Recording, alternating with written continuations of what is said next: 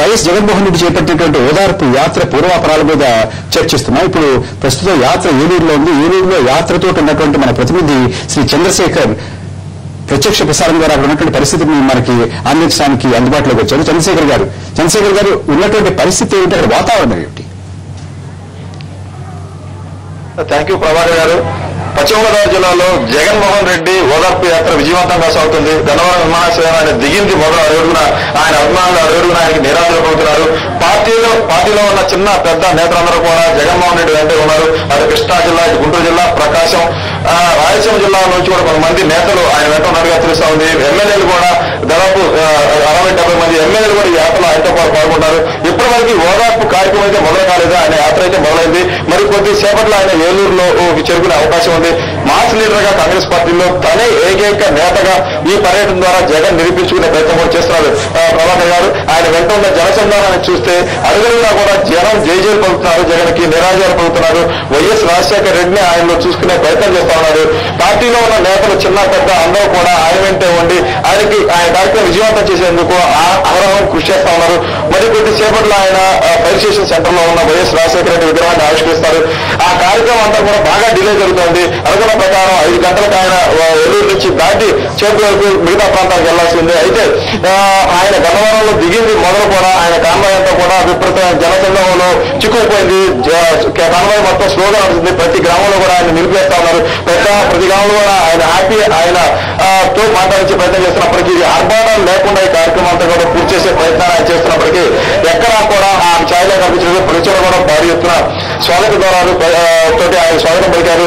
అలాగే మందుగుడు సామగ్రితో స్వాగతం పలుకున్నారు. అయితే రాష్ట్ర రాజకీయాల్లో జగన్ ఒక శక్తిగా ఎదుగుతున్నాడు, ఎదగడానికి అవకాశాలు ఉన్నాయంటానికి ఈ యాత్ర ద్వారా ఆయన నిరూపించుకున్నట్టు మనం భావించవచ్చు. ప్రభాకర్ గారు, చంద్రశేఖర్ గారు, ఒక్కటి మీరు అక్కడ ఉన్నారు కాబట్టి ఇందాక నుంచి అక్కడ ఉన్నటువంటి పరిస్థితిని చూస్తున్నారు కాబట్టి చాలాసేపటి నుంచి జనం వారంతటి వారు స్వచ్ఛంగా అభిమానంతో వచ్చినట్టుగా కనపడుతుందా, లేకపోతే ఇక్కడ ఉన్నటువంటి మీరు అంటున్నారు 70 మంది ఎమ్మెల్యేలు ఉన్నారు, చాలా మంది గుంటూరు జిల్లా నుంచి, కృష్ణా జిల్లా నుంచి, రాయలసీమ నుంచి కూడా కొంతమంది నాయకులు వారు వచ్చారంటున్నారు. ఇదంతా మొబిలైజ్ చేసినటువంటి అంటే ఒక షో ఆఫ్ స్ట్రెంగ్త్, బల ప్రదర్శనం కోసం చేసినటువంటిదిగా ఉందా, లేకపోతే అక్కడ ఉన్నటువంటి ప్రజలంతా కూడా స్వచ్ఛందంగా అభిమానంతో వచ్చినట్టుగా కనపడుతుంది? ప్రభాకర్ గారు, నేను మార్నింగ్ నుంచి కూడా గన్నవరం నుంచి కూడా పరిస్థితి అంతా గమనిస్తా ఉన్నాం.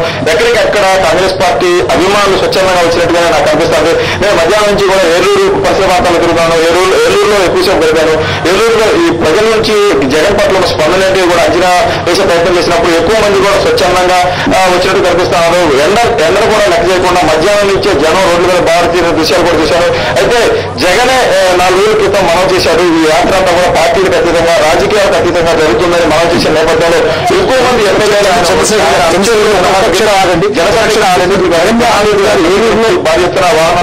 జగన్మోహన్ రెడ్డి గారు ఏలూరులో ఫైర్ స్టేషన్ సెంటర్ దగ్గరికి వచ్చారు. అది ఒకసారి ప్రత్యక్ష ప్రసారం ద్వారా మనం చూద్దాం.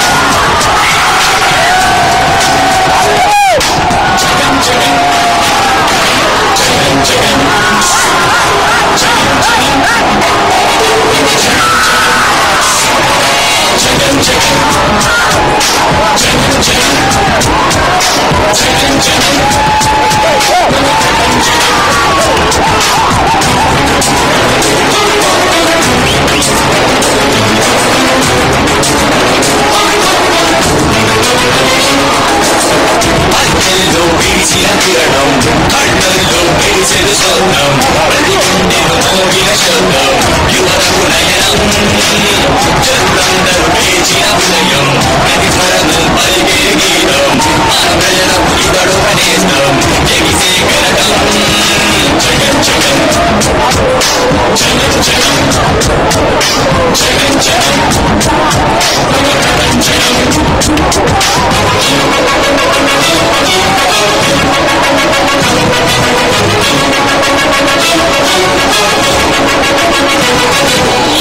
మనసున్న మనిషికి సాక్షి ఇతడే స్నేహానికి సాక్షి అది పెరుగని యువతకు సాక్షి ప్రేమకు సాక్షి అడుగు జీవులాసాలోని తిరగ వెళితే ఎంతని జ్యోతి మానవత్వమగలిగి జాతి ఆరని జ్యోతి జగన్ జగన్ జగన్ జగన్